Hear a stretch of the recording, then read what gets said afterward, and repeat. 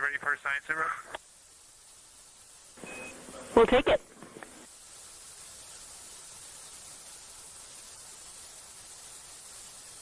Okay, the crew has swapped positions. They're in their crew choice element. I've been listening to both of them for a little bit, and they're really enjoying, they both decided to pick the Terminator, and they're spending a lot of time looking at the Terminator, just talking about the resolution that they can see, the depth of the craters, and the various interesting and unique excavations that they can see. So Victor is on the long lens, and Christina is just looking out the window, and I'm sneaking a peek in T-shirt window. It looks like, I don't have the best angle here, but it looks like Aristarchus is on the limb of the moon now. It's amazing how quickly it changes as we speed around the far side of the moon, stuff that's leaving our field of view, and now we have a lot of the dark side of the moon that, it's missing for us right now, but it would be in view if it was lit at all. Jeremy, science, thanks for that sit rep. Do have a question.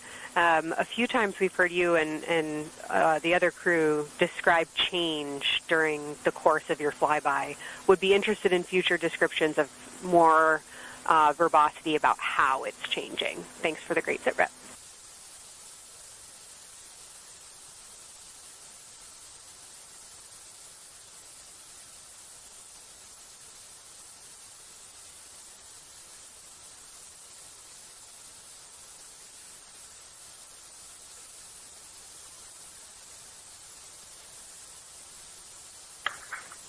Yeah, Kelsey, sounds good. We are definitely keeping an eye on that. My eyes are just not readjusted. The moon is so bright when you come back to the window. I was just in the interior of the cabin. I've come back to T-shirt window, and it's just overwhelming brightness. And my viewing angles have been challenging, so I won't be able to give you great observations from this window. But I will talk about something that I was talking a lot about in my recordings earlier, which was we've been talking about some shades, and so we have obviously the dark and the light gray, and then we've talked about naming some colors, a brownish hue and a greenish hue. And I'll tell you, like right now, Aristarchus, the plateau is hard for me to see from this window, but that had greenish hues to me and was very unique. I didn't see anything like that anywhere else on this side of the moon. And then I see a lot of these, what I would call brownish hue areas. There's a number of them. And they, for example, in the northwest corner of the highlands, to me it looks like the brownish hue is caused by ray or ejected material landing on the highlands. And then we obviously see the ray areas as a lighter albedo, but in between the rays where the deposit would be thinnest, that is what it looks like is causing the brown to me. So I saw that in the northwest side of Aristarchus, or sorry, that dark area of the highlands, northwest side of the highlands. I saw it in the highlands to the east of Glushko. And then I see those same brownish hues west of Orion. And I drew a contact there on OneNote, but that's a huge region, kind of like a piece of pie with the point of the pie pointing at Oriental and then going up towards the northern side of Hertzsprung. And that is an area that just looks like a different, that brownish albedo. That was fantastic, Jeremy. We had heard rumors of the green and brown hues, and so you really read my mind on asking about those. Understand they likely didn't have any contact with each other the way that you described them, but please correct me if I misunderstood that. And then last thing, I'll make the same offer we made to Victor earlier. If it would be helpful for us to verbalize any targets so you can stay at the windows and keep your eyes adjusted to the moon, please let us know.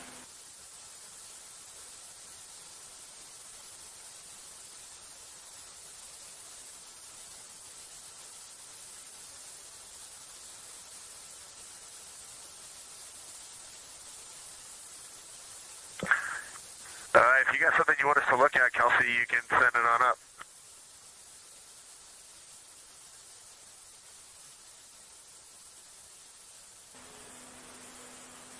Definitely not looking to interrupt your flow, Reid and Jeremy, only offering assistance if you guys want to keep your eyes off of the PCDs.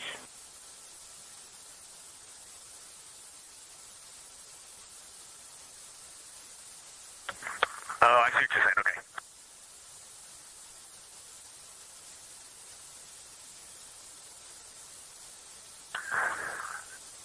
Not really science related, and we definitely learned this in Apollo, but the thing that is just most fascinating, I think, to me and Victor right now is even as rugged as the far side looks, when you look at Oriental and Ohm, it's rugged. But man, when you look at the Terminator, it is just like impossibly rugged, and it reminds you that the whole far side is that way. And just the Terminator is really bringing out the shadows and the hills and the valleys. And it is just, it's unbelievable. It's like no surface of the Terminator is not marked by a meteor impact. And it's just, it is very impressive to look at that. And you realize that that is true across the whole far side. You just can't see it due to sun illumination right now. Reid, Houston copies, and we were commenting on the same thing. Even from our view, the Terminator looks absolutely alien because there's just so much texture in there that we're just not used to seeing. So thanks for sharing that with us.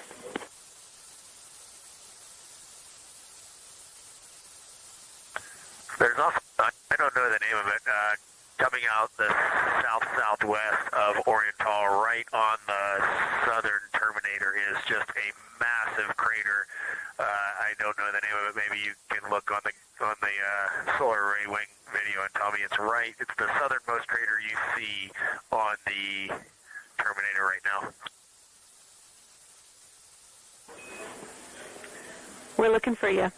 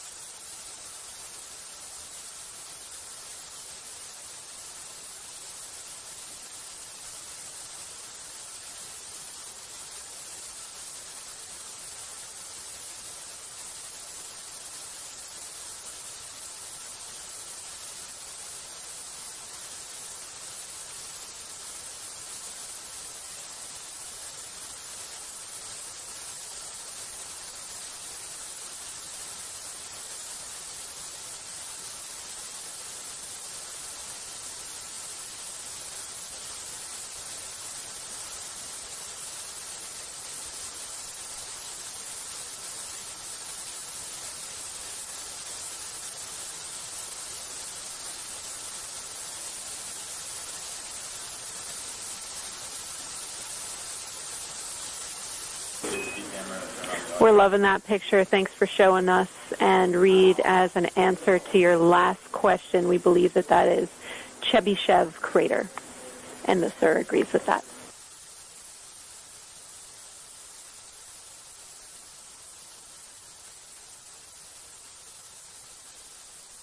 Okay, that picture I was just showing you is an 8X iPhone out the docking hatch for the high grazing angle. It's just amazing. We love it. Thank you.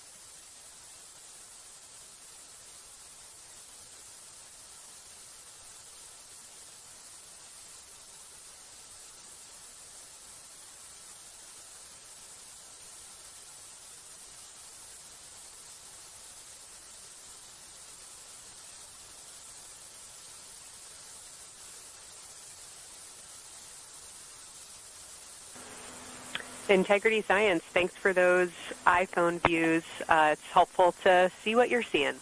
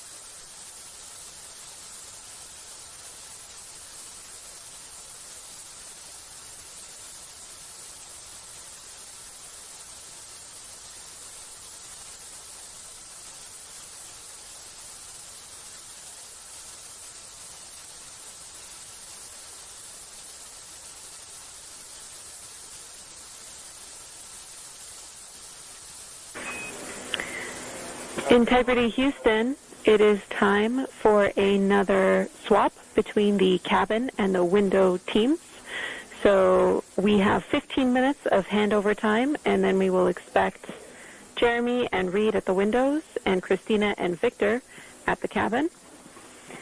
I have no new vehicle updates for you, but I do have a photo location for some photos on Ike's PCD, and I want to let you know that Jeremy's family have arrived in the viewing gallery.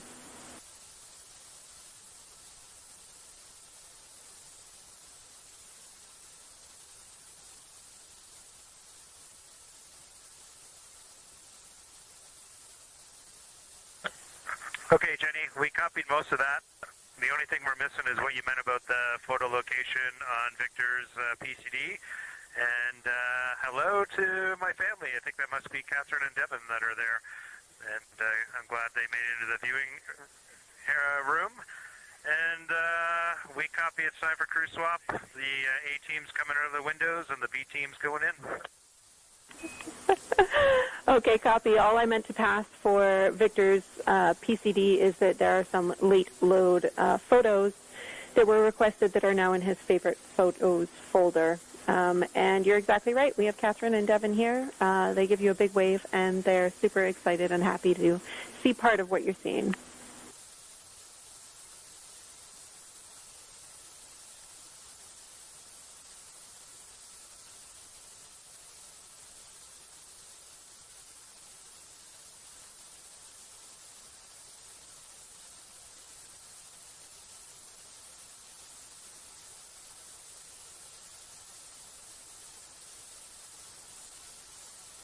Okay, copy, Jenny. We're not sure what we're looking for in the PCD, but we're going to poke around, and we may be calling you back about that one. All right, that's no problem, and it's unrelated to flyby.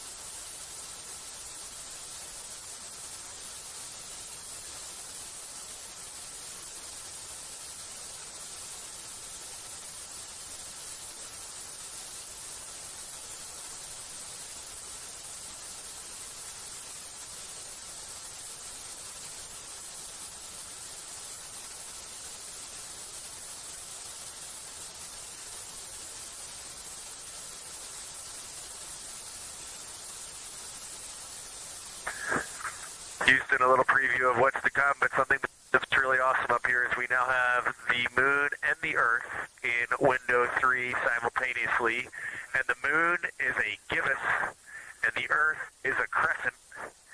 And I'm guessing in about 45 minutes we'll have 2 identical crescents as we change our position in the universe.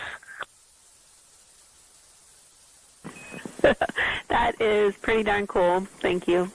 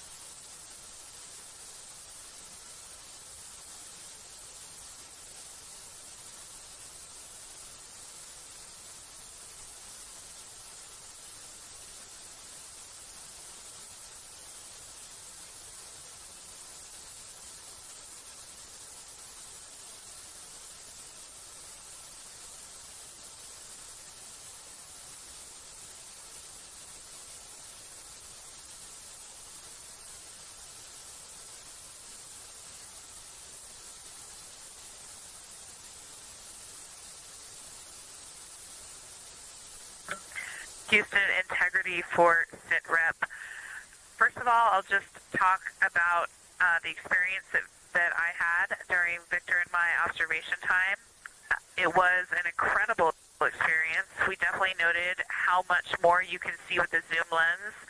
Even though we have a great visible eye image, there's just a lot of texture that just pops right out at you when you can zoom in. So almost just using it like a telescope, the camera lens. We really enjoyed our discussion time. That was a great innovation on the lunar targeting plan. We were both able to describe a lot more kind of with flow, I would say, when we were talking to each other. And it was also, we sort of were able to bounce ideas off of each other and come to new conclusions. We had, I think, a very successful talking through of some contacts between different color areas, both in the mare and in the highlands, and we identified some really unique texture areas as well. At one point, towards the end of the images of my time in window 3, I just had an overwhelming sense of being moved by looking at the moon. It lasted just a second or two, and I actually couldn't even make it happen again. But something just drew me in suddenly to the lunar landscape, and it became real. And the truth is, the moon really is its own body in the universe.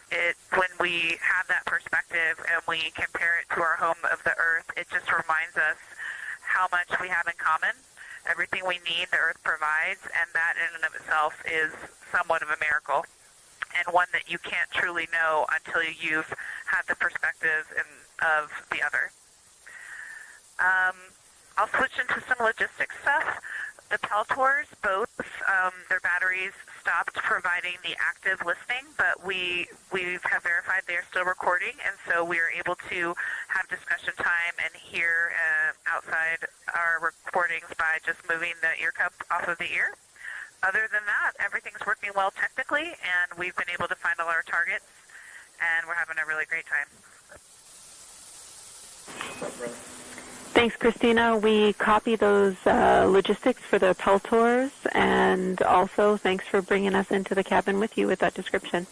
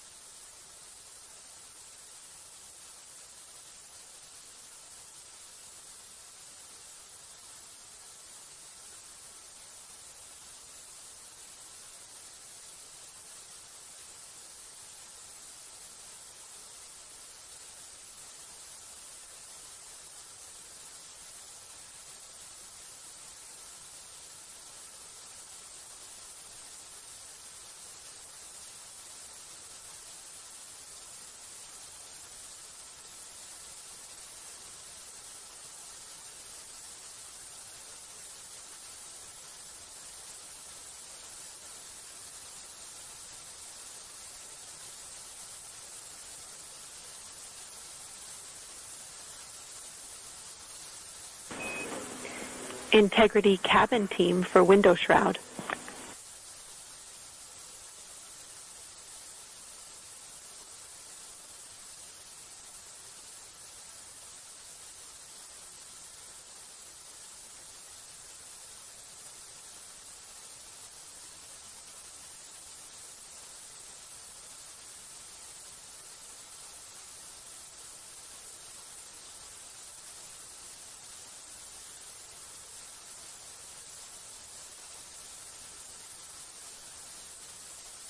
We're listening. Go ahead, Jenny.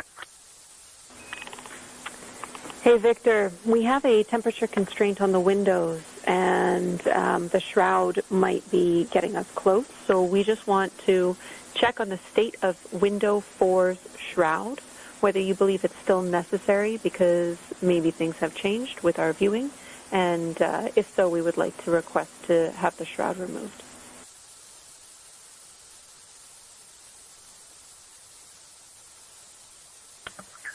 Houston, we believe it is necessary. We pulled it off just as a corner. It is very bright.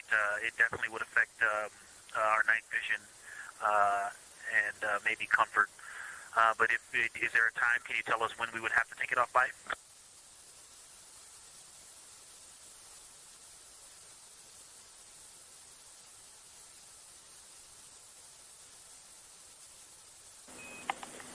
Unfortunately, since it's been on for a while, we are going to have to request that the shroud is removed, and we can recommend something that could block the light but just create a bit of distance between the window and whatever is covering it. Something like a T-shirt would do the trick and help.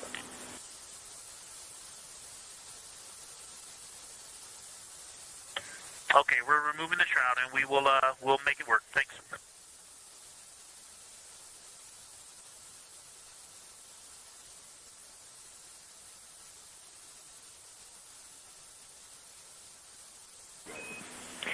Thank you, Victor. We know it's pretty bright in there now with that window uncovered. We will also offer that airflow on the window would be helpful. So if you want, you can also retrieve the condensation hose, which should be friction fit onto one of the diffusers. And that on the window would also help.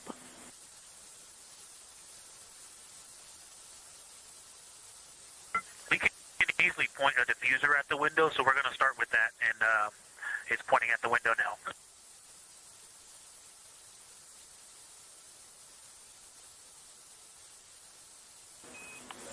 Okay, we'll take that, Victor. Thank you. Please keep us updated.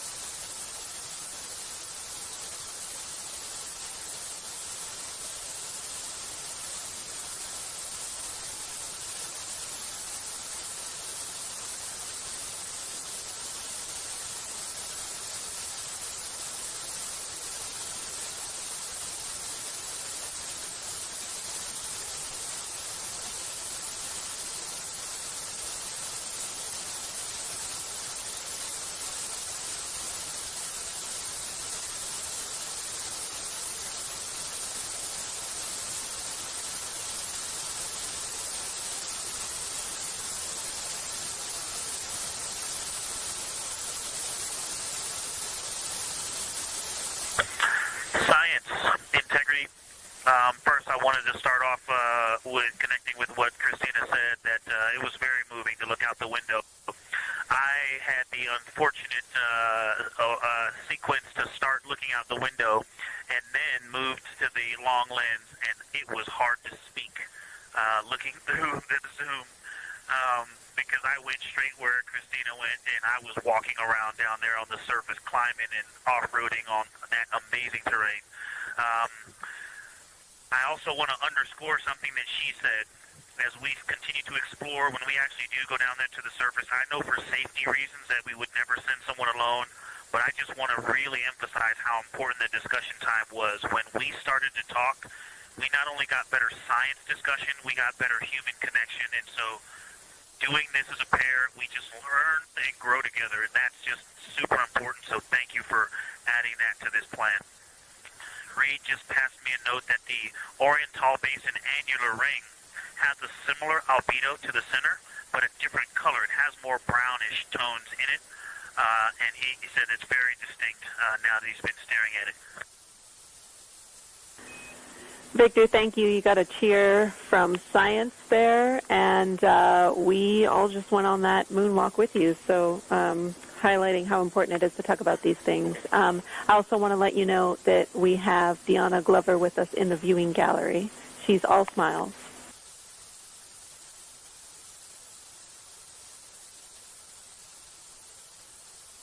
Well, you just got a bunch of cheers up here. Hey, babe.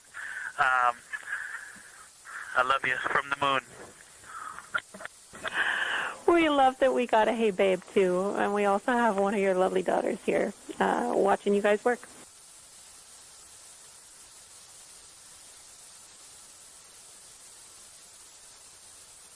Thank you guys for doing that and for supporting them through this. And to all of you, Genesis, Maya, Joya, and Corinne, I love you. And Deanna, I love you. I'm glad you get to be there.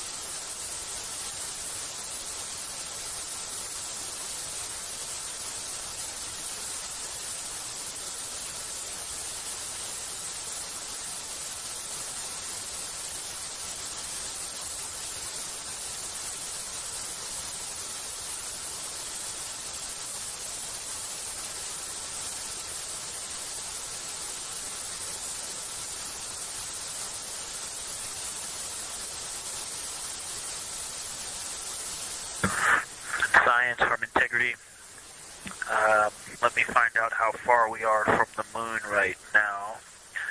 But our view is about a third of the moon is in eclipse. That beautiful Terminator is out there calling to me. We're 4,691 miles from the moon. And what looked like in the Terminator, about a third of the way up from the southernmost part of the Terminator, looked like a dinosaur print. If one was running to the northwest, now is clearly a crater with a bunch of craters around it.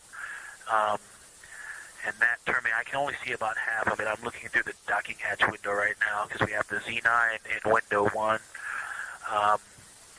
But that Terminator has moved. I guess I've been using Vavilov the whole time, so it's gone 2 more Vavilov craters to the west. And so a few more features are starting to peek out into the sunlight there with that low sun angle. And so you still have ridges and valleys showing up very clearly, a very jagged Terminator, and a few islands of light out there with some high elevation shining in the sunlight in that darkness. And on the eastern side of the moon,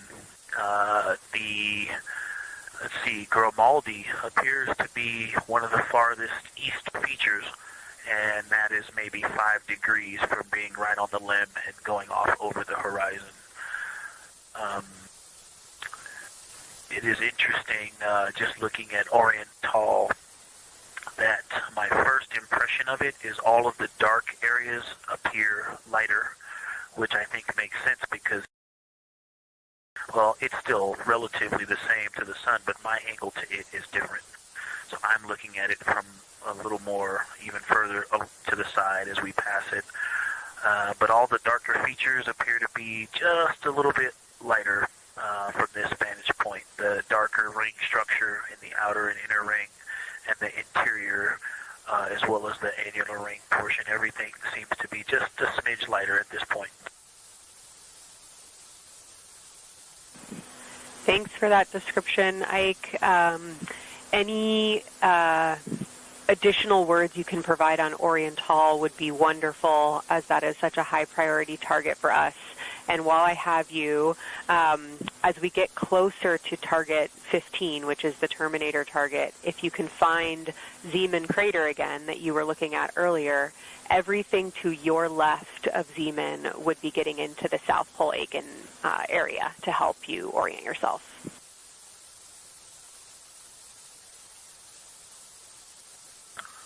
Zeeman is a great waypoint out there. I definitely see it.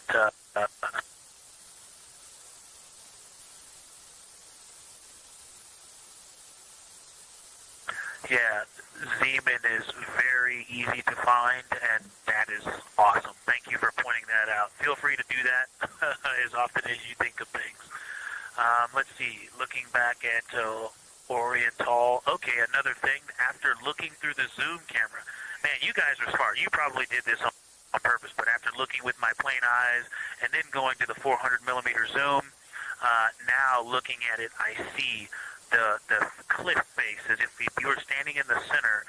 That inner and outer ring have definitely some real terrain to them, and now I can see that as terrain. Now that I look at it even with my naked eye, I can tell that there's a lot of elevation and that, like I said, a cliff face on that eastern edge where all the darker deposits are. And it's just the scale now. Looking at it from far away, before it seemed like flat with color painted on it, but now that I look at it, I can definitely see that there is, different depositional characteristics, and so the darker is some other material, but there's also some shadowing going on because of the cliff face that is a part of that crater wall. Great description, Victor. Thanks, and really interesting to hear now the distinction between shadow and color. Before I let you go back to other observations, You mentioned that Reid saw a browner hue to the annular ring than the rest of Oriental. Are you seeing that from your vantage point?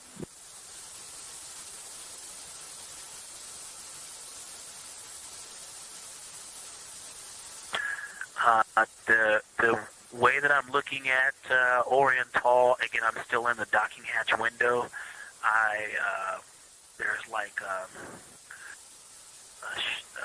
thermocouple right here in the center of the window, and it is the orange Kapton tape color, and so it is unfortunately it's like trying to look at stars, next to a metropolis. I think it's drowning out any color that I could pick up from the moon. I am not able to see that color, but I have not looked at it through one of the forward face from one of the windows 1 through 4.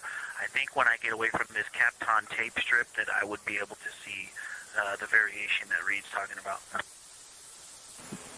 That is great feedback operationally. Thanks, Victor. I'll leave you to it.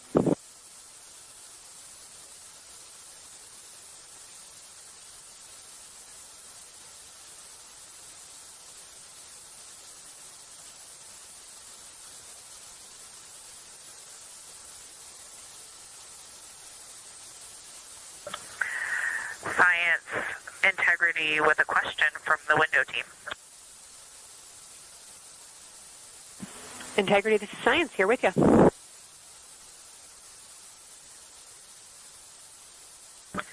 Yes, they have a question to help inform a theory that they're sort of tossing back and forth.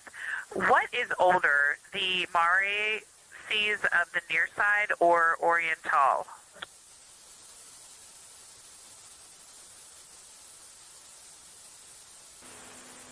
Stand by, Integrity. We're going to get you a little geologic history here.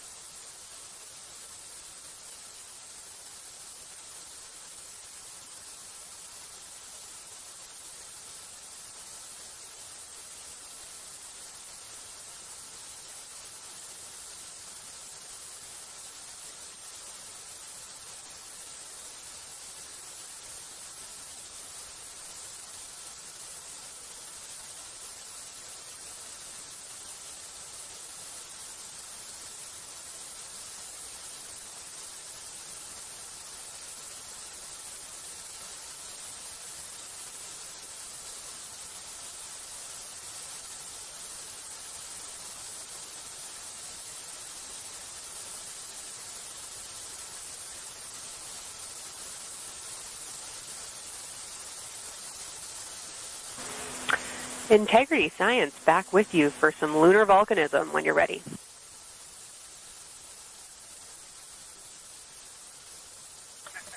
Go ahead.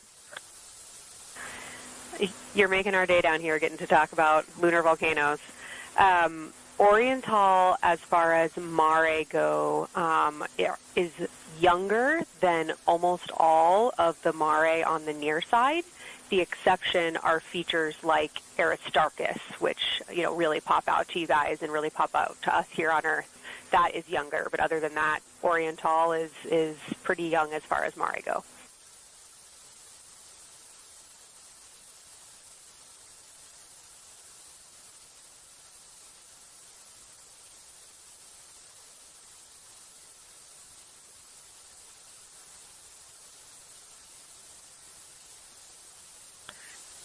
And Kelsey, thanks for that. We love lunar volcanism too. How about when the actual crater was formed?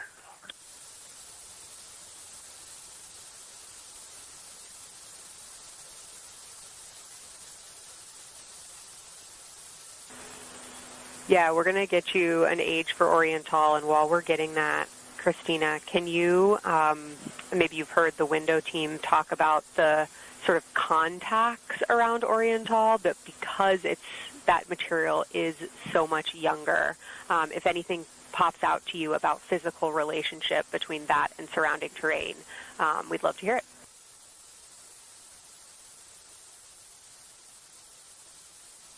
Yeah, definitely. They are discussing a contact relationship that could explain some of the color that they're seeing in certain areas. And so it was really about the ejecta of the creation of the basin and understanding the superposition of its ejecta and Mare on the near side or other features. So thank you. We'll take the insight when you have it.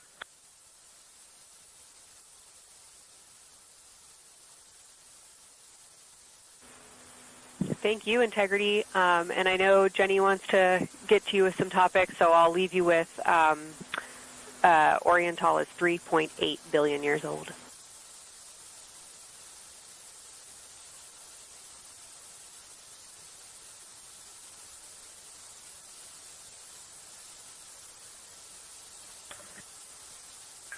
Copy that. So that's on the older side. The actual basin is very old. Correct, as is the case with a lot of Mare. Typically the big basin formed, and then the volcanic eruption was able to punch through the crust where it was weakened by that basin formation.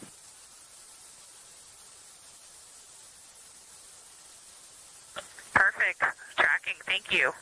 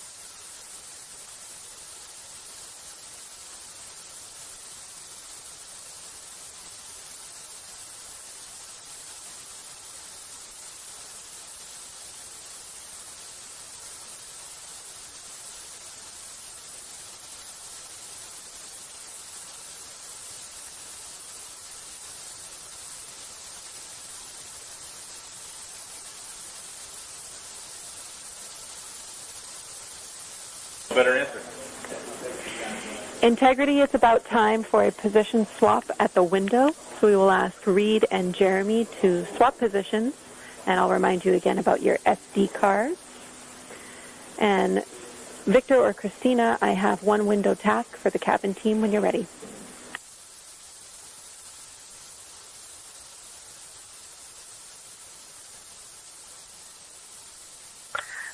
They are swapping, and I'm ready.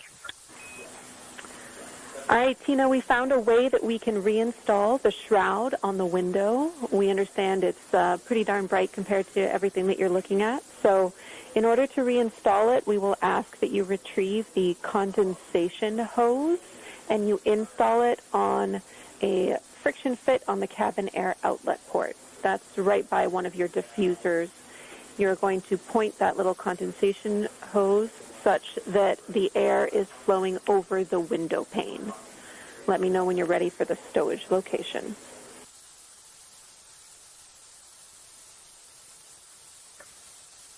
Ready.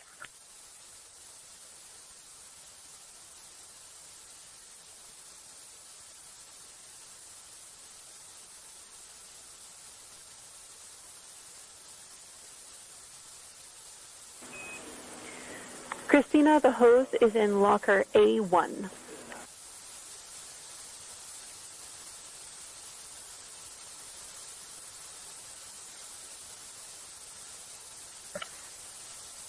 Copy.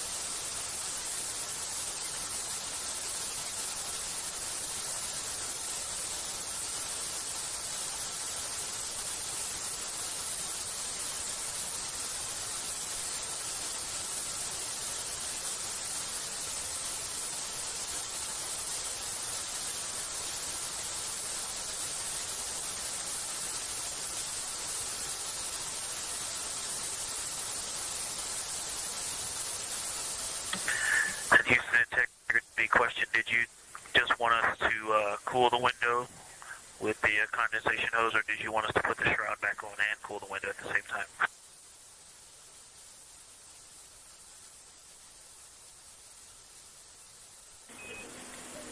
Victor, we definitely want you to cool down the window with the condensation hose. It's crew preference whether you put the shroud back on. The hose will allow you to do that if it helps with your lunar flyby.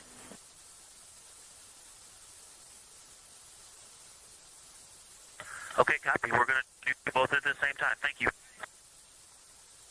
Houston copies.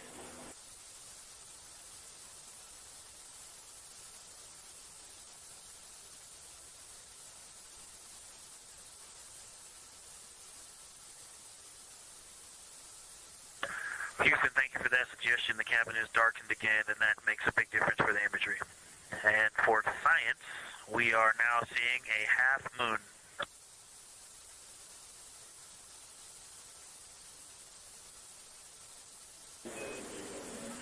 Agreed. Thank you, Victor. We're happy to hear it, and we see half moon, full moon joy still.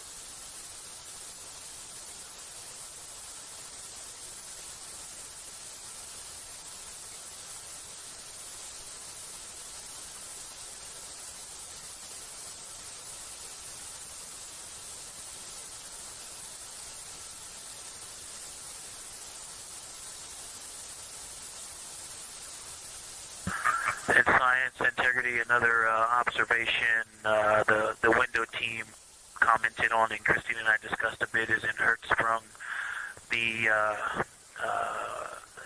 solid and intact crater is very smooth. If it were a dirt road, it's very hard packed, and then you go outside of it, and that outer crater, that's the one that is older. It is a little rougher and more jagged and starts to get into more loose-looking terrain. And the smooth interior also causes the craters that are inside of the larger crater, the smaller craters, to have really sharp edges, sharp, distinct edges.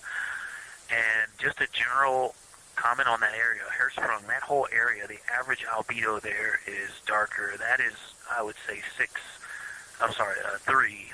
And the average albedo around Oriental and between Oriental and Ohm, excluding the wedge, the darker wedge, is more on the 6-7. And that they also seem to be different texturally. Christina described it earlier around Hertzsprung, and then from Hertzsprung toward toward Oriental, there appears to be a frozen, a rippling pond, but frozen. Or like choppy waves when it's windy out, choppy water, and then it freezes instantly. That's the texture. If you walk down there barefoot, it looks like it would be hard on your feet, like lava. After it's cooled, it would be pokey. Except for right there in the center of Hertzsprung, it looks paved, like a paved road, nice and smooth.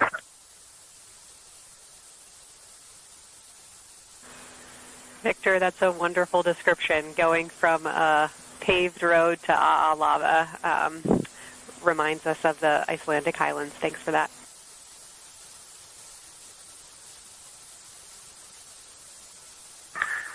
In science, another in the interior of the very intact, the interior of the intact crater at Hertzsprung is albedo variation. I think I heard one of the window crew maybe say color variation, but definitely albedo variation. There's lighter patches and slightly darker patches.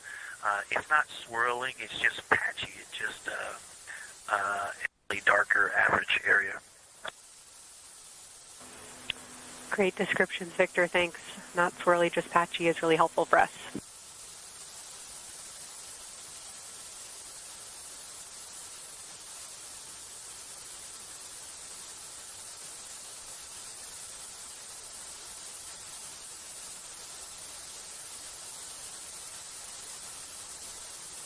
In science, the window team is hitting all the targets. They are on plan and starting the discussion of the Terminator.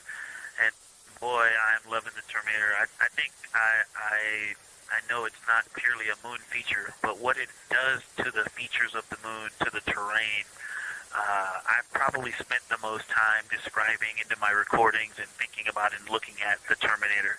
There's just so much magic in the Terminator. The islands of light, the valleys, what look like black holes. You'd fall straight to the center of the moon if you stepped in some of those. It's just so visually captivating that the Terminator is the most striking thing that I've seen so far. We've been loving your evocative descriptions, Victor. You really are bringing us along with you, and we're following along with visualizations that pale in comparison to your descriptions. Thanks.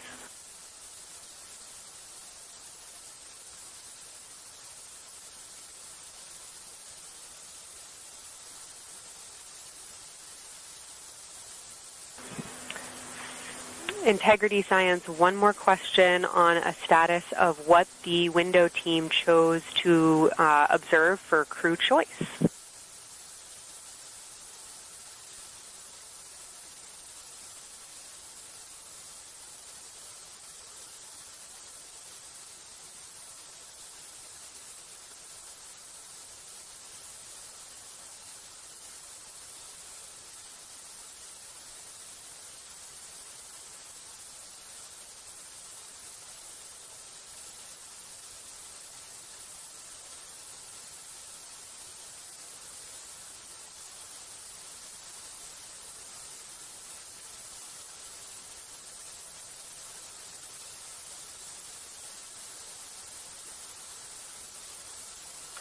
Window 2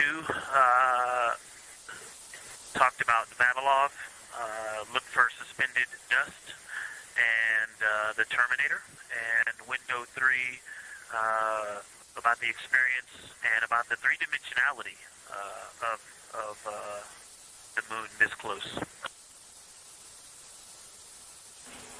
Wonderful. And Thanks, another Victor. observation about Oriental, I would say, is the features going off to the southwest, the two large, almost look like scratches in the surface. I don't know if they're rays or canyons or collapsed lava tubes, but two distinct features that are almost parallel going off southwest from Oriental Basin. They are the first thing that made me notice parallax of our trajectory looking out at Oriental. That and in the inner walls of the east side of the crater rings, you really get a sense that we're flying over something with elevation and terrain, and they look different from this orientation. Love to hear it, Victor, and you had it that those chains are actually crater rays, secondary craters formed from the formation of Oriental.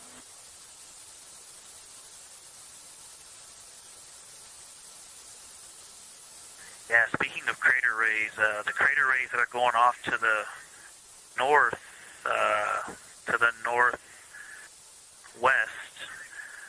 that run off toward Hertzsprung and I believe toward Vavilov. I'm not looking at it right now, but those crater rays are very interesting. They're all very small. I know you've imaged this, but they're all small and they look like, a big impact launched rocks and things that made smaller impacts down the way. But something very interesting, and again, you can see this in imagery, but some of them are parallel, and then some of them converge toward the center of Oriental.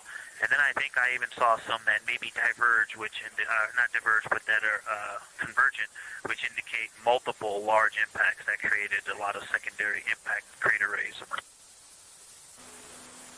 Fantastic, Victor. And I'll note that we can infer that you're looking down at your freshly named Integrity crater, which is near the end of one of those beautiful crater rays from Orion. Thanks for the description.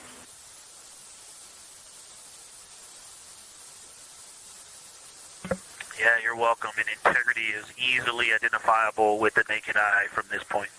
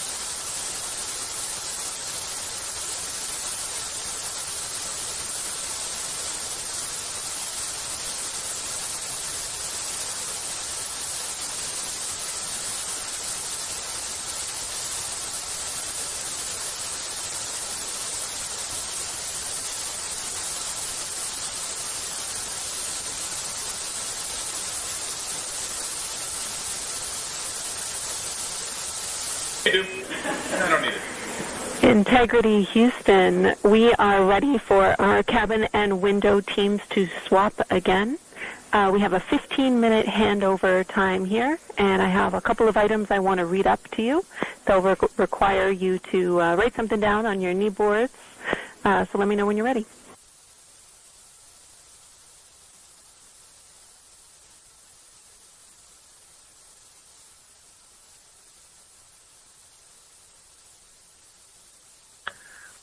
Okay, Houston, we are ready. Copy integrity. First of all, once you start this next shift here, during this lunar observation shift, we will begin our lunar LOS, so you can expect a call from me a few minutes prior reminding you. And second of all, Fido just sent us updated altitudes and METs for lunar closest approach and max Earth altitude. Let me know when you are ready to write those down. They differ slightly from Optimus.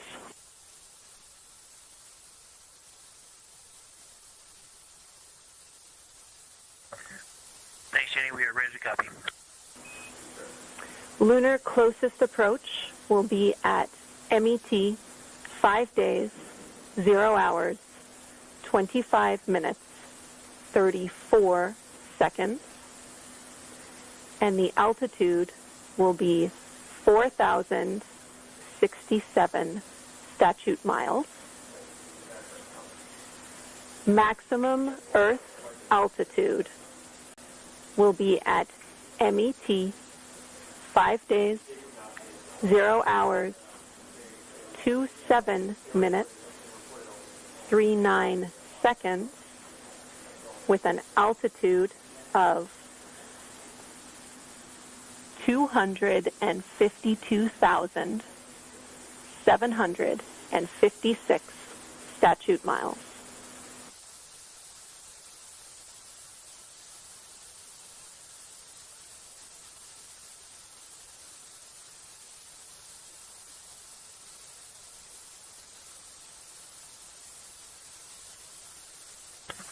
The crew really wants to ask for that in kilometers and in parsecs, but thank you for those. That is great. Thanks for that update. I'll send Fido to work, and I appreciate the metric. Other than that, I have no new vehicle statuses to pass to you. Enjoy your handover time, and we're looking forward to picking back up with you shortly.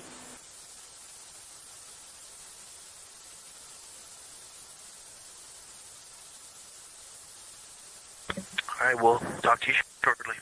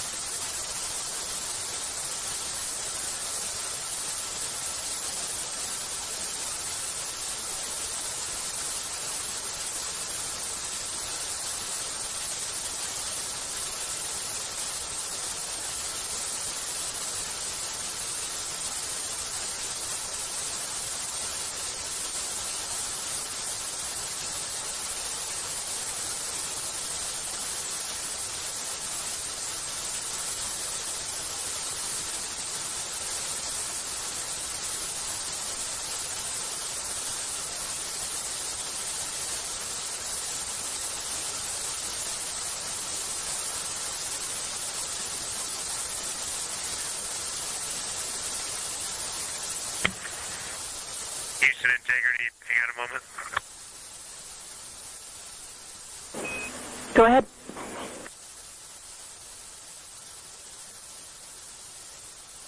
I don't know if Catherine and Devin are still there, but if they are, just wanted to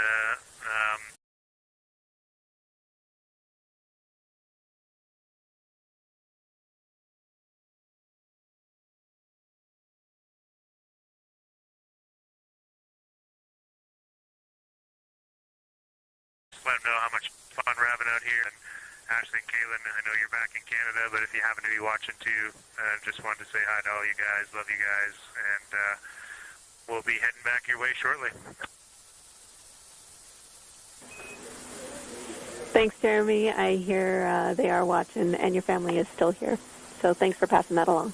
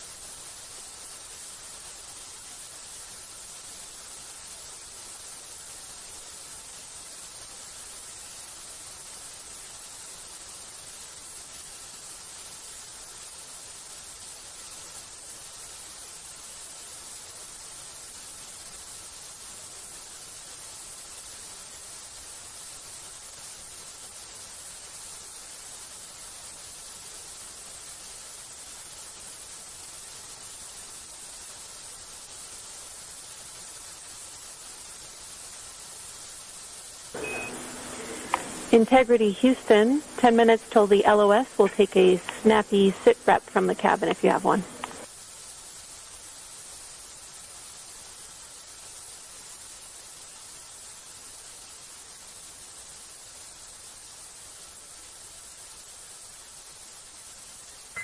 Okay, Jenny, that came, we missed most of that, but just a 10-minute warning, is that what you're saying? 10-minute warning for the LOS, and I'll take a quick sit rep from the cabin, please.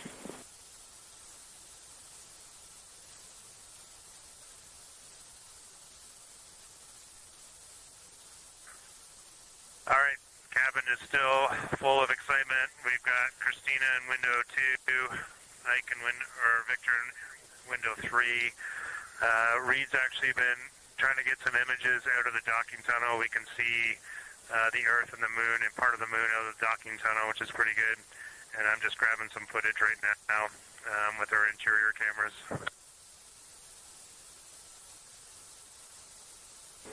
Copy, Jeremy. We'd like to know what camera Reid is using and also the status of window 1. Looks like there might be a shroud removed.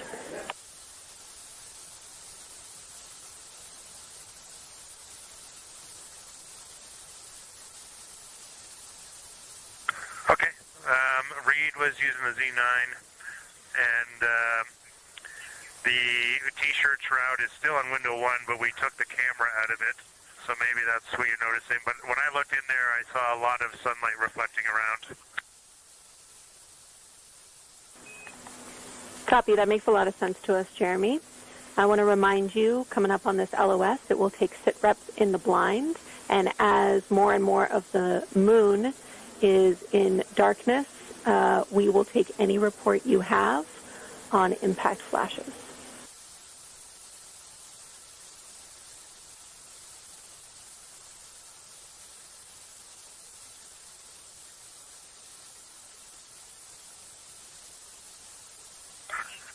All right, Jenny, you have to say again your last. There's a lot of conversation here, and I was on the other side of the cabin, so I missed all of it. Look out for impact flashes, and we'll take sit reps in the blind.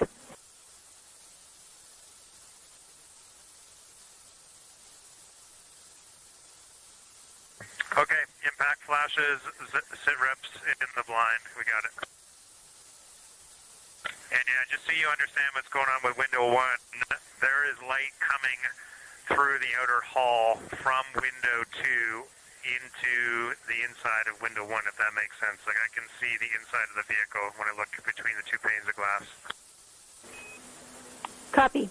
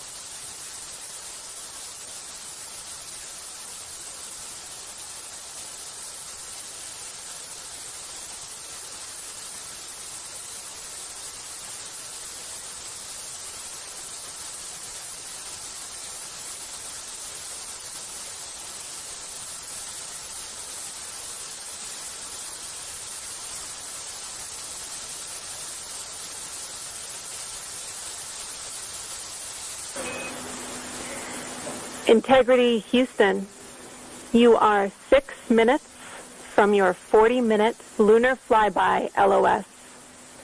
From all of us, it's a privilege to witness you carrying the fire past our farthest reach. Thank you. Godspeed.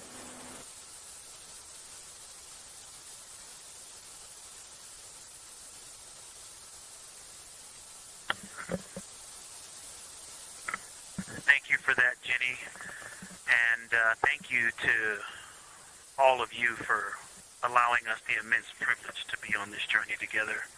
It's quite amazing. And as we go on this journey, thinking about the NASA mission to explore the unknown in air and space, to innovate for the benefit of humanity, and to inspire the world through discovery. And as you've gone along on this journey with us, hopefully we're doing just those things. And as we get close to the nearest point to the moon and farthest point from Earth, as we continue to unlock the mysteries of the cosmos, I would like to remind you of one of the most important mysteries there on Earth, and that's love. Christ said in response to what was the greatest command, that it was to love God with all that you are. And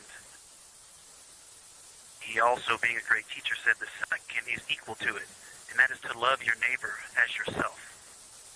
And so, as we prepare to go out of radio communication, we're still to feel your love from Earth, and to all of you down there on Earth and around Earth, we love you from the moon.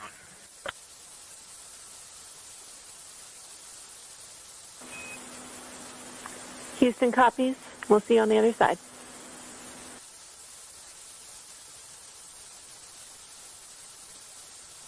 We will see you on the other side.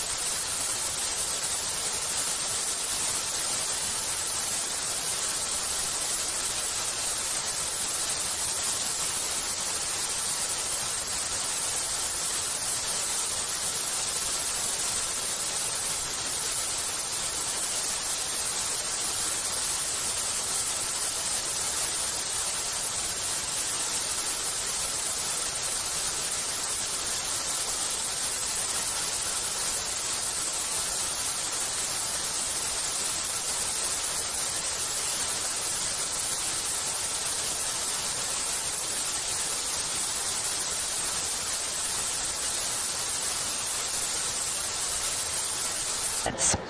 This was expected as their spacecraft is now out of direct line of sight with Earth and behind the moon. And this is a poignant moment as it's the first time in over 50 years that we have humans completely unreachable by anyone else on Earth. No matter how distant or secluded, we could reach anyone living on Earth, but while the crew flies behind the moon, it's simply impossible to make contact with them. This is a live view inside the Science Evaluation Room here at Johnson Space Center and just down the hall from Mission Control. This team has been monitoring the flyby all day as the team has continued capturing targets on the lunar surface.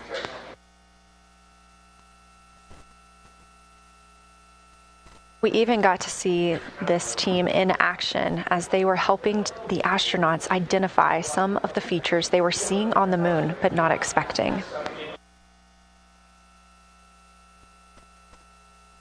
There will be a couple of milestones during this loss of signal. The first will be when the astronauts make their closest approach of the moon at MET 5 days, 25 minutes, and 34 seconds, when we expect they'll be 4,067 statute miles above the lunar surface.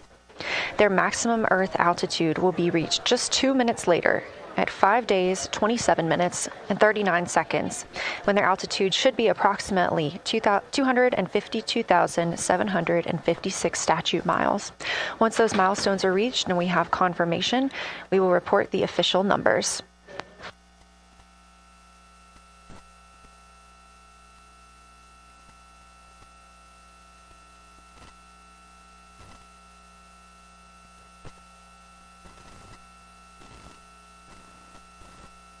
Throughout the Artemis II mission, astronaut voice, images, video, and vital mission data must traverse thousands of miles, carried on signals from NASA's powerful communications systems, the Near Space Network and the Deep Space Network. Let's learn a little bit more.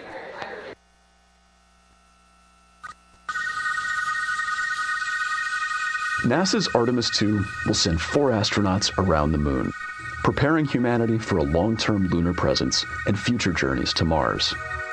Enabling communication and navigation for this test flight are NASA's Near Space Network and Deep Space Network. With antennas around the world and a fleet of relay satellites, the networks will deliver vital data to and from Earth through all phases of the mission. The networks are seamlessly integrated at NASA's Johnson Space Center in Houston, Texas, where Mission Control coordinates the network handovers. These transfers represent a delicate dance between the two networks, exchanging support as the mission shoots toward the moon. On the launch pad and during their early orbit phases, NASA's Orion spacecraft and Space Launch System rocket will rely on communications and tracking services from the Near Space Network.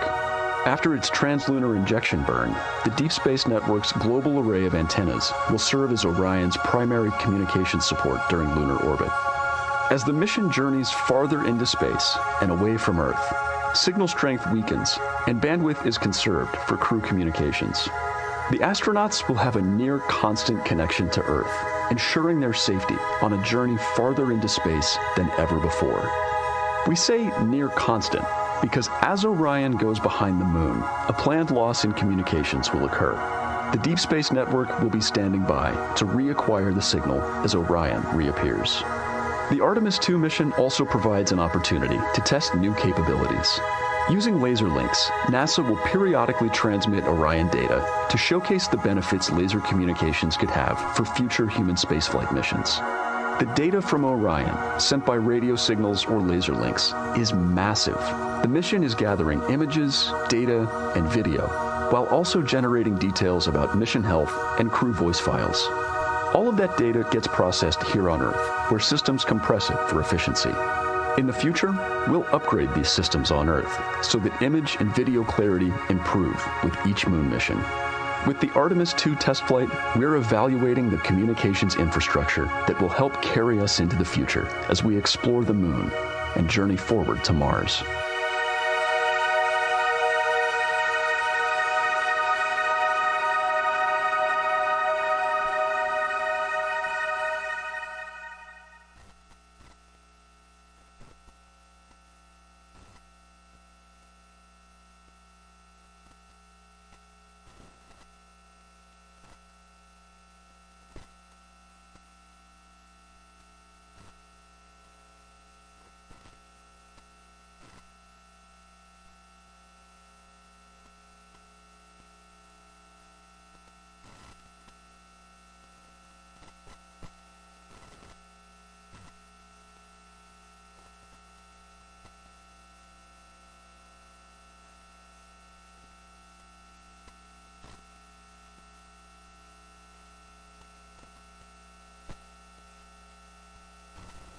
We are now about 33 minutes until we expect to regain communications with the astronauts aboard Orion. And in the meantime, I've got Dr. Kelsey Young, Artemis Science Flight Operations Lead, here with us. Thanks for joining me, Kelsey. Thanks for having me. This is such an exciting day. Oh, no kidding. It has been so cool to hear you communicating directly with the crew.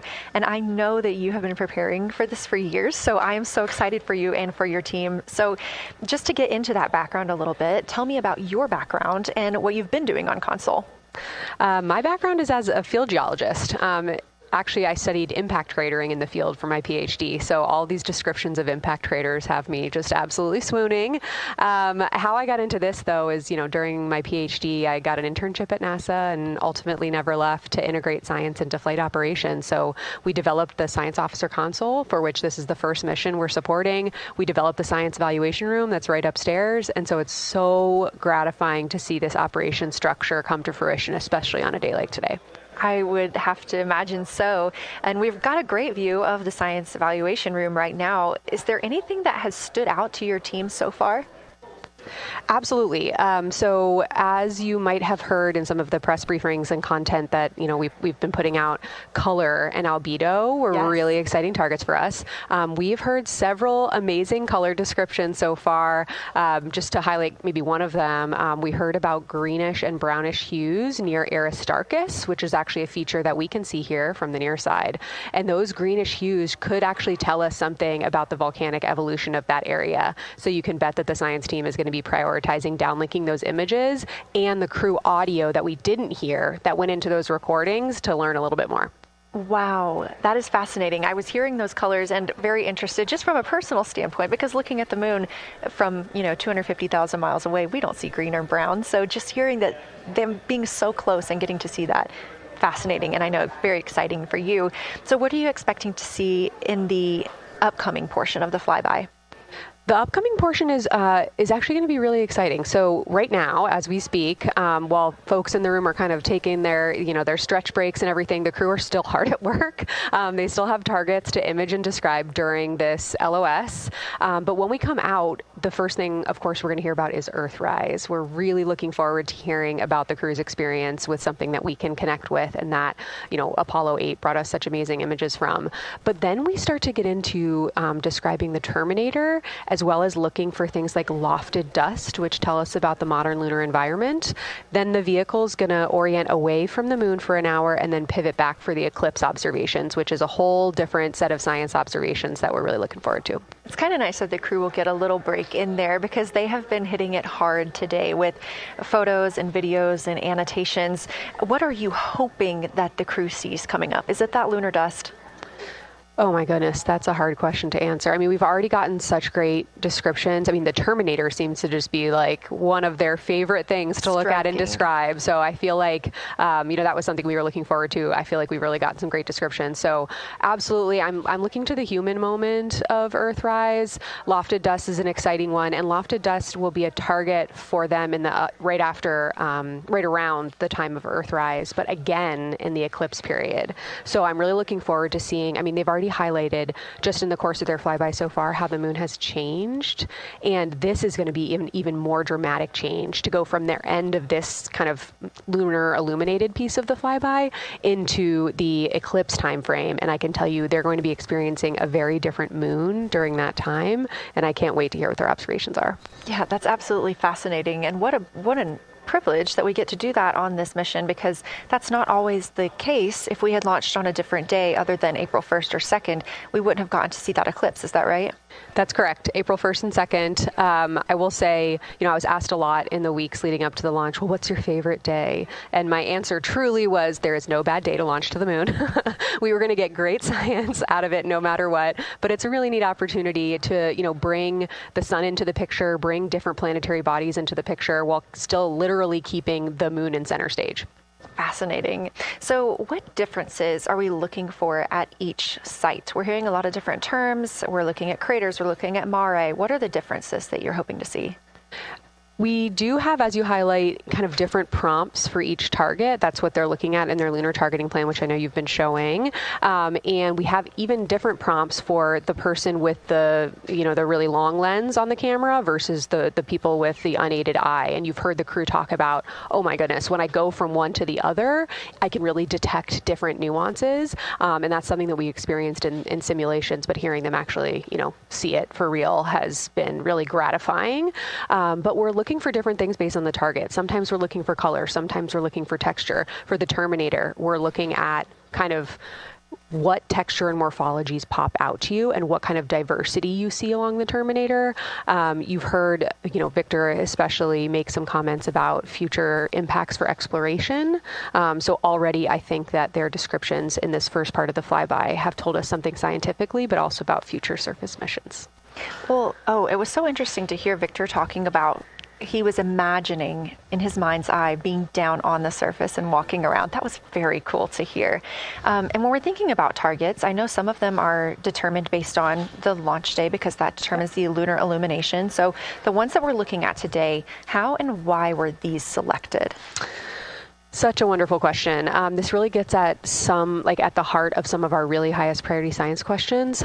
Illumination conditions is a big one, right? So of course we need the targets that we're interested on the lunar feature to be illuminated by the sun in order to view them, but the timing in which they see them during the flyby enables us to ask different questions. So you heard in the pre-flyby crew conference talking about, well, the same pair, Reid and Jeremy, will get to actually look at Glushko crater twice, and that looking at it from different illumination angles allows us to understand that feature better and connect color and albedo with topography and morphology.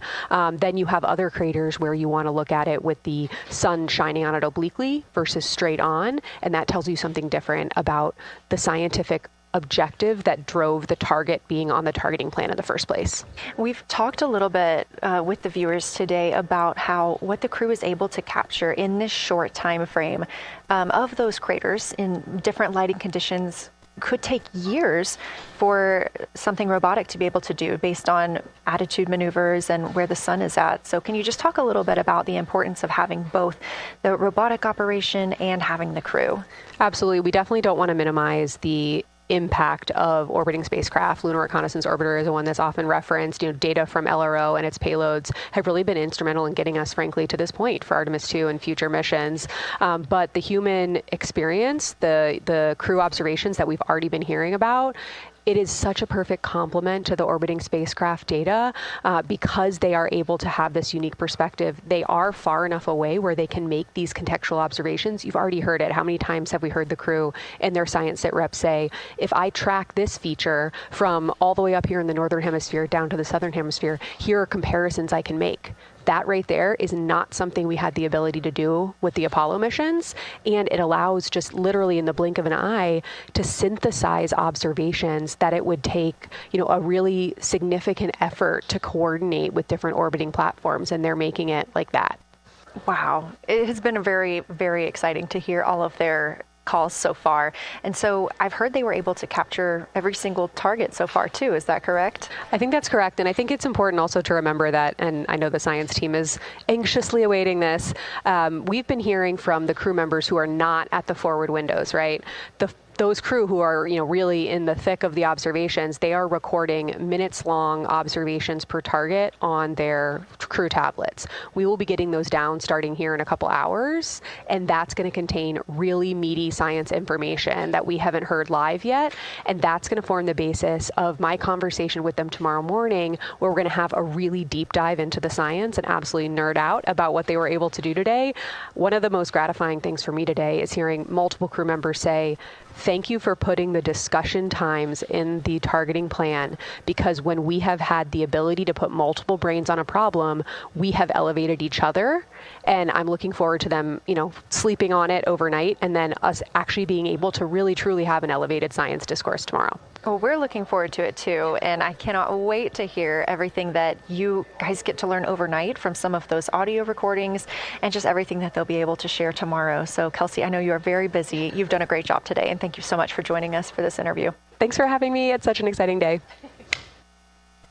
We are now expecting acquisition of signal in about 24 minutes. As a reminder, the Orion spacecraft has flown around the other side of the moon, where they are out of contact with our deep space network.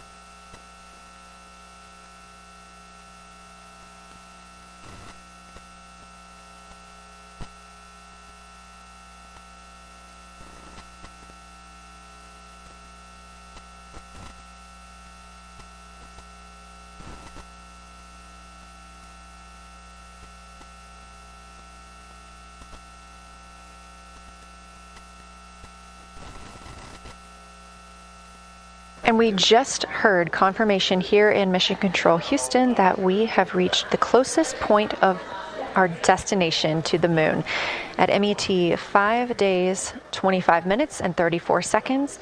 And we anticipate the spacecraft's altitude is approximately 4,067 statute miles above the moon.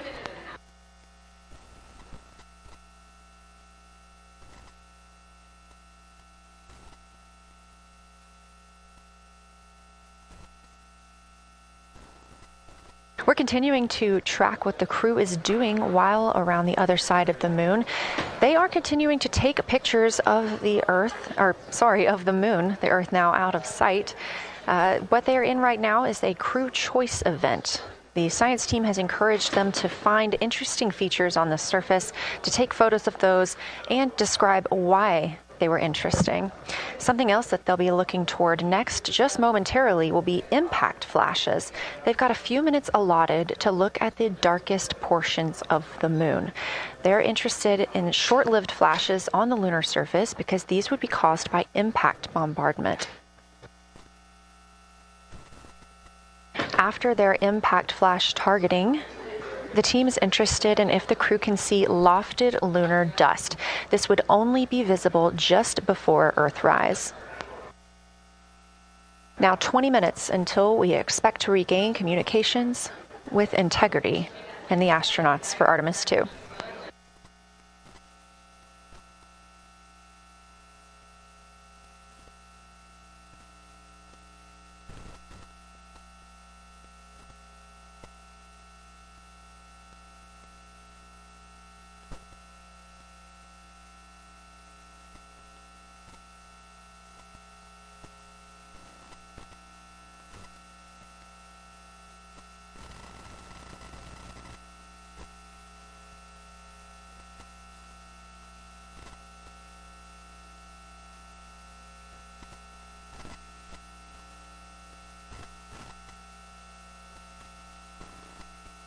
We're live in Mission Control Houston at NASA's Johnson Space Center, but there's a team over 750 miles away also monitoring today's operations. And of course, just like us, they are in LOS, or loss of signal, with the spacecraft.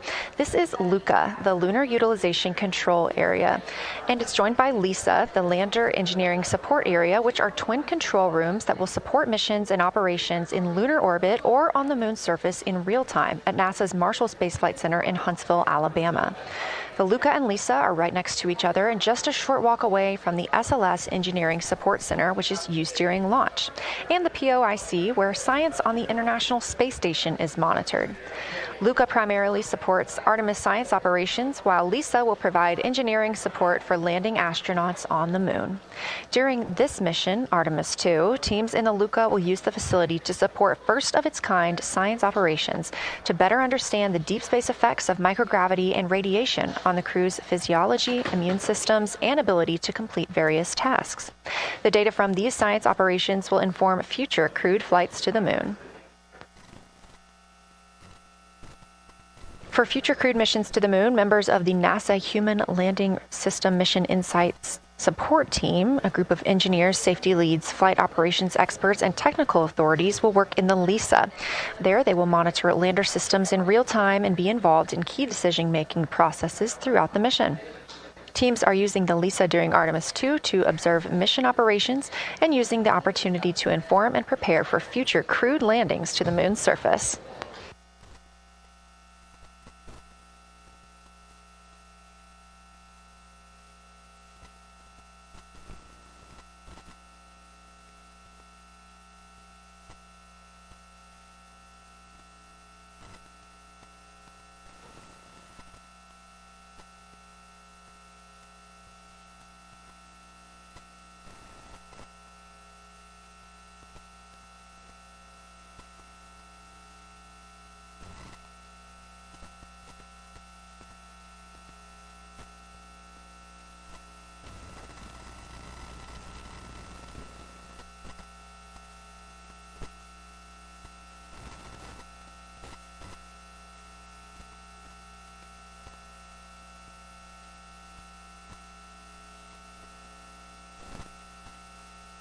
We now expect to regain communications with the astronauts aboard Orion in about 17 minutes. In the meantime, a little overview of how our crew members flying by the lunar far side at an altitude of between 4,000 and 9,000 miles are testing the capabilities of the Orion capsule. Artemis II visualization lead Ernie Wright has simulated views of the flyby using detailed topographic maps of the lunar terrain and photorealistic lighting scenarios. The Artemis II crew members have been using these visualizations to prepare for this historic mission, which is paving the way for future exploration of the moon's surface and beyond. So the most exciting thing to me about Artemis II is just the return to the moon. We haven't been there in 50 years. Human eyes are going to see parts of the moon that haven't been seen by anyone before. It also recommits us to exploring the solar system in a way that we haven't in a long time. And I think it provides an opportunity for younger generations to understand the excitement of doing that kind of exploration. Artemis is our return to the moon after 50 years. The emphasis of Artemis is going to be, first of all, science, but second of all, learning to sustain a presence on another world. First on the moon, but we're hoping that that's a stepping stone to Mars and other destinations in the solar system eventually. Artemis II will be a flyby mission. It's not going to land. We're testing all of the technology that we've created for flying to the moon since Apollo. A lot of systems have been modernized, and we need to make sure that all of those work. The astronauts will be looking out the window at parts of the moon that have never been seen by human eyes before. They will be flying by the moon at an altitude that's much higher than Apollo's orbits. And so they will see the entire disk of the moon, including areas that are closer to both the North and South Pole that astronauts from Apollo never saw. All of that depends on the lighting, which we really won't know until launch day, but we can practice with different lighting scenarios. It's hard for people to sort of picture that in their mind. If you can make a visualization of it, show them a movie, that helps everybody choose the targets and also practice aiming at those targets. The astronauts have actually been looking at these visualizations through the lens of the camera and practicing aiming at the various targets. This is a map of the surface of the moon, obviously, but it shows what the Apollo astronauts could see in sunlight while they were in orbit. The brighter parts are the parts that they could see. The darker parts, like this entire area here and places that are farther north and south, are places that they couldn't see in sunlight, either because it was nighttime there or because it was beyond the horizon of the astronauts. All of the Apollo flights orbited the moon at a distance of about 110 kilometers. Because the astronauts were flying at such a low altitude, their horizon was actually quite close, and they couldn't see the North and South poles. And this whole area over here was not in sunlight at the time. And it includes this amazing impact feature here called Orion. Orion is a very large impact feature. It's about 650 kilometers wide. It's got multiple rings. These are rings that form like ripples in a pond from the impact, but of course it's on a huge scale. The middle of Orion has that sort of dark basalt lava covering it, like the dark spots that we see on the near side. It's one of the biggest ones that's more on the far side than the near. So seeing it with human eyes and sort of picking out features that maybe you don't even see in robotic cameras is an important goal for the mission.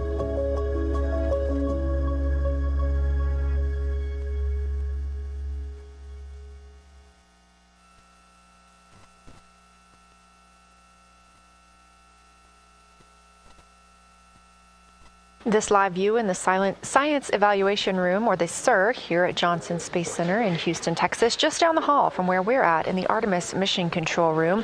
Teams continuing to monitor the flyby.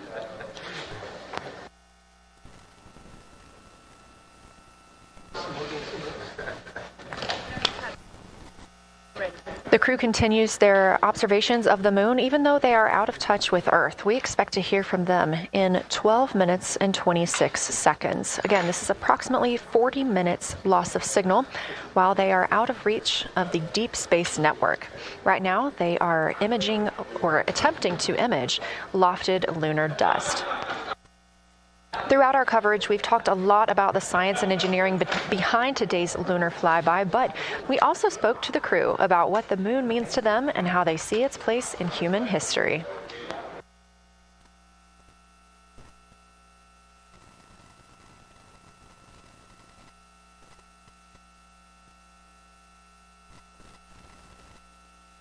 I remember being a little kid lying in bed at night and just looking out at the moon and whatever phase it was in, and I was thinking, man, my friends that live like 20 miles away, they can probably look out and see that same exact moon. And then when I was in the Navy and I would look out at the moon and I'd be halfway around the planet, and I would think, man, my brother can see that moon where he is, and he's halfway around the planet from where I am. And it's a connection of life on Earth. We can all look up and see that moon. It represents history. It is a witness plate. Everything that's ever happened to the moon is still written on the moon. There's no processes of wind or change in the Earth, geologic processes like we have here that change it. And something that's been telling and can read out the story of its own evolution, there's something beautiful about that. I've also learned from my indigenous mentors that they refer to the moon as Grandmother Moon. So you've probably heard of Mother Earth. They use Grandmother Moon because Grandmother Moon is responsible for the water in their community. The grandmothers, sort of protect the water source, just like the moon moves the water around the planet, affects the tides. It's something that represents something different for each individual culture around the planet. And that's really neat because we all share that same moon in the night sky.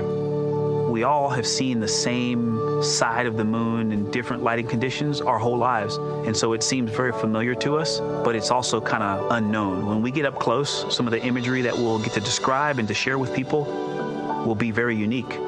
And that nature, both of those things being true about this one entity that we all know, just is really special. It's just the epitome of a symbol of both something that's in each of our hearts, but that's also represents exploration and reaching.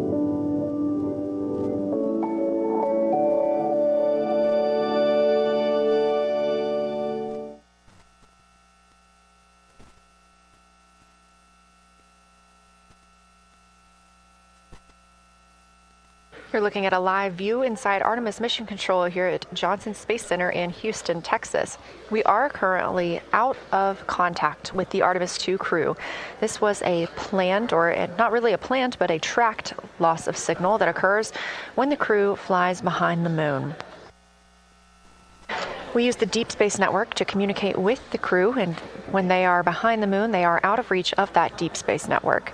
And when you consider our nonstop communications during the time in which we live, this is even more striking. For the Artemis II crew, they're only currently communicating with each other. Now, we expect to regain those communications in under 9 minutes from now, and we also are hopeful for a view of Earthrise. Despite being out of communication, the crew is continuously capturing imagery of their predetermined lunar targets.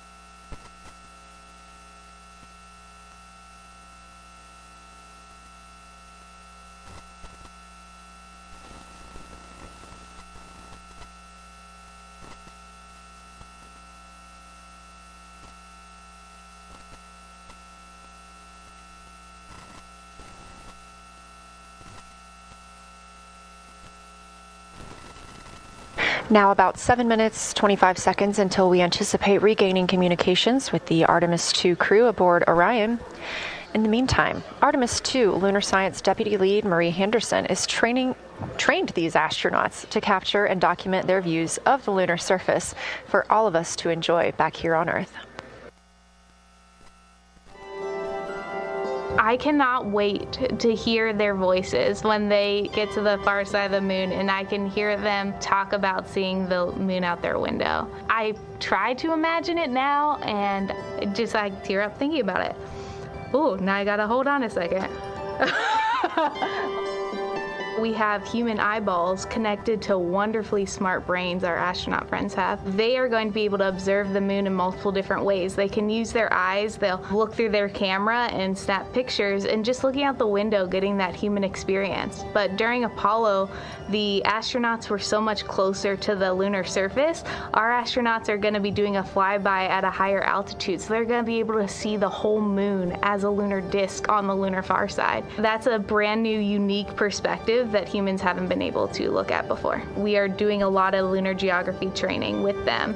They have study sessions and quizzes they can do that are assigned to them. You know, even if you're an astronaut, you still get homework. We actually get in the mock-up. In that enclosed physical space, we have to think through the hardware that they have, the cameras, the computers, their microphones to make these observations. There's 4 windows up front. Through one of those windows, one of our astronauts will be using a Nikon D5 camera with an 80 to 400 millimeter lens. So something that allows them to zoom in really far and actually take more detailed observations of the surface. It's almost like looking through a pair of binoculars as well. It's just like being a geologist out in the field. They're telling us what they're seeing, looking for colors, textures, different morphologies, and comparing the region that we're having them look at to the regions that are around them.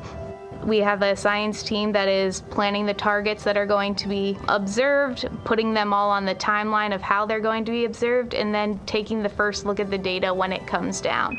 The Apollo astronauts were only on the moon for 300 hours total, and they only went to the equator. That's like going to places that were safer landing sites, and they only saw so little, 300 hours total. And so we have so much more to explore and so much more to learn, and we are the beginning of the next generation that gets to start being a part of these discoveries.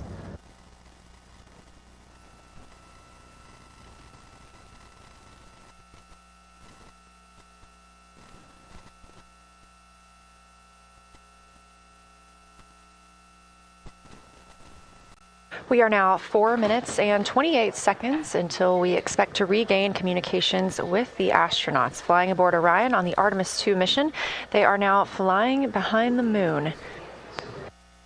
While behind the moon at an MET, or mission elapsed time, of 5 days, 25 minutes, and 34 seconds, we expect this was the point in which they made their closest approach, 4,067 statute miles above the lunar surface.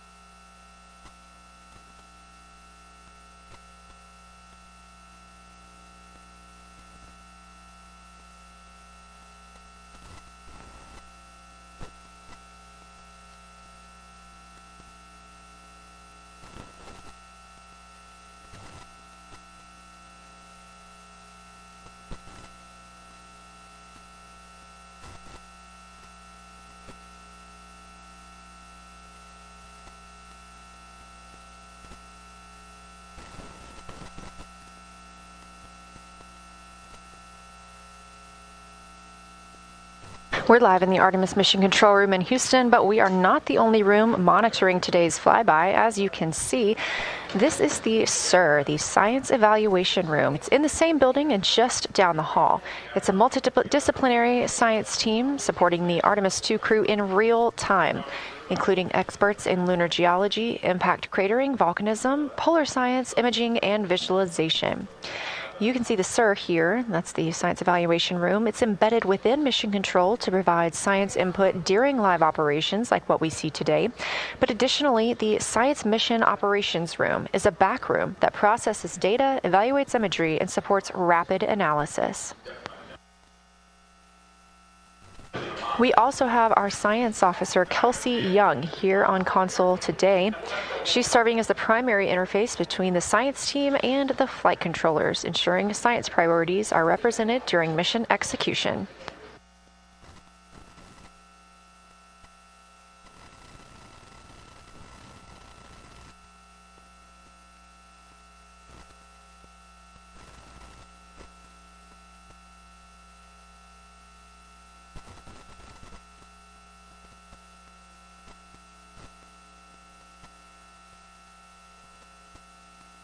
Coming up on 1 minute and 36 seconds until we contact Orion.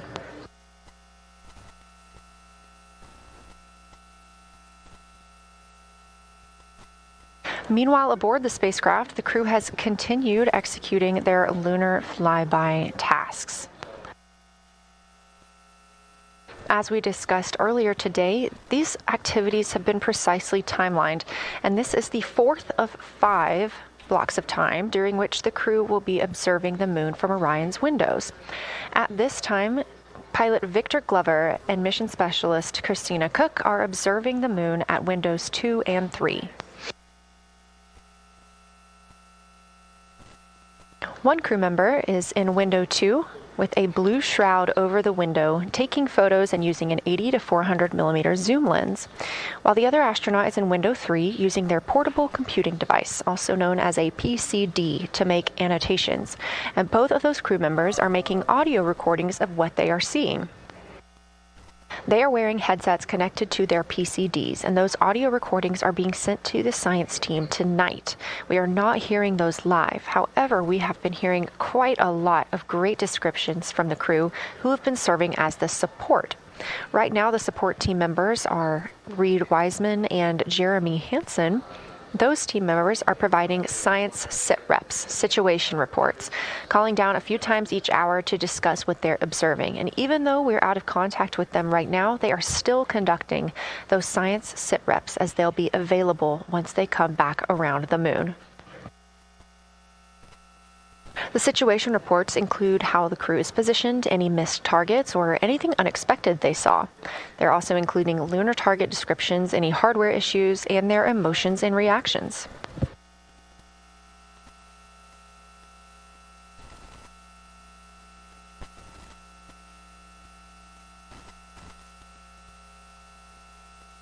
Again, we are standing by to acquire signal from the Orion spacecraft.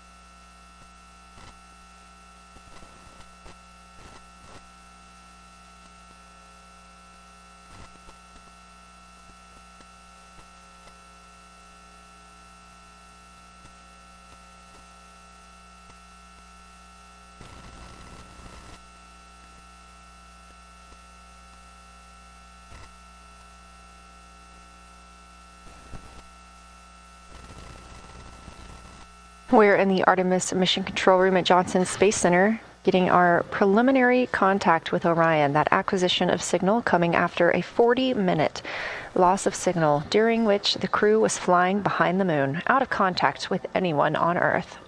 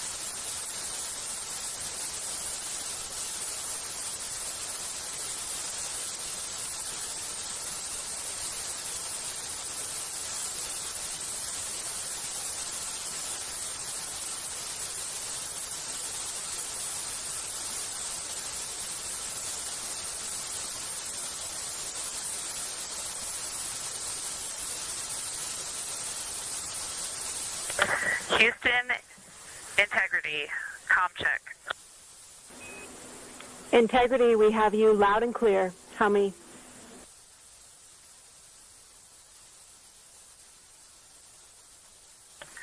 Houston, we have you the same, and it is so great to hear from Earth again. To Asia, Africa, and Oceania, we are looking back at you. We hear you can look up and see the moon right now.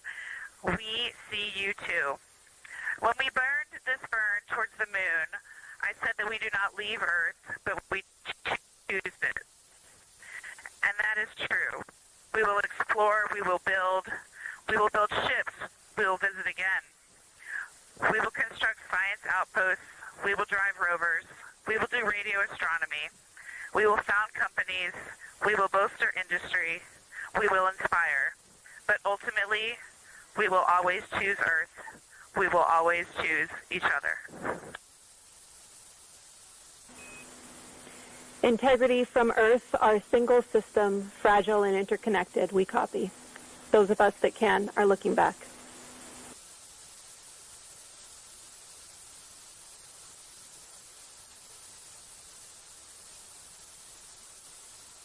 We are happy to say we copy.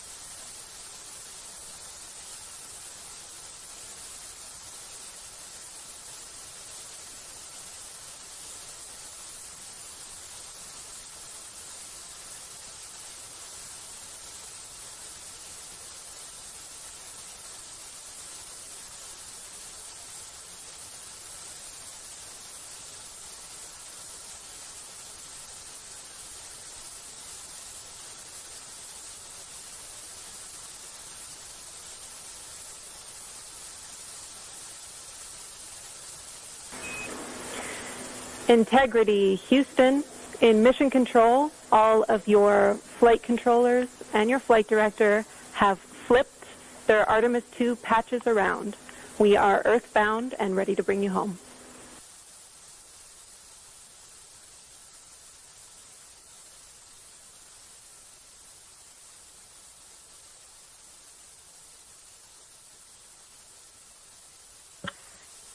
That's great. Great to see the light of day as we head back to